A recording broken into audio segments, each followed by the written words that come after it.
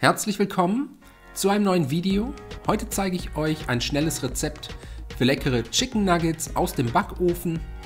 Dafür als erstes 750 Gramm Hähnchenbrustfilet in kleine und mundgerechte Stücke schneiden, anschließend kurz zur Seite stellen und weiter geht's mit einer Rührschüssel, 150 Gramm Mehl, 75 Gramm Speisestärke, ein halbes Päckchen Backpulver und eine großzügige Prise Salz sowie frisch gemahlenen Pfeffer in die Schüssel geben.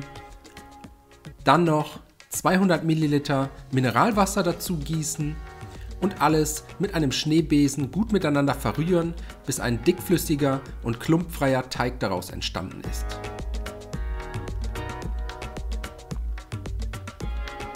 Jetzt kommt das Hähnchenfleisch dazu, alles einmal gut umrühren und wenn das erledigt ist, können wir die Fleischstücke panieren.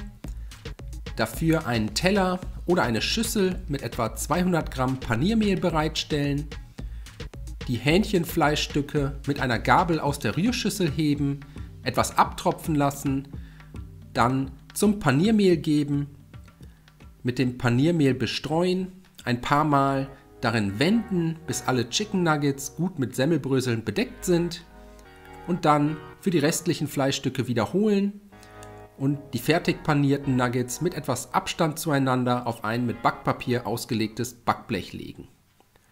Zum Schluss alle Chicken Nuggets großzügig mit Öl beträufeln und so kommt das Backblech danach in den vorgeheizten Backofen bei 200 Grad Ober- und Unterhitze für 15 bis 20 Minuten, bis die Nuggets goldbraun und schön knusprig sind.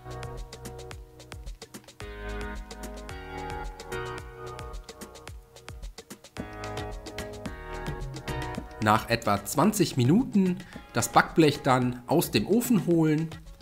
So sehen die fertigen Nuggets dann aus. Eine schöne goldbraune Farbe, wunderbar knusprig.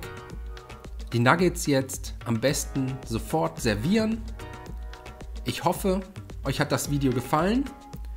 Ich wünsche euch viel Spaß beim Nachkochen. Bis zum nächsten Mal.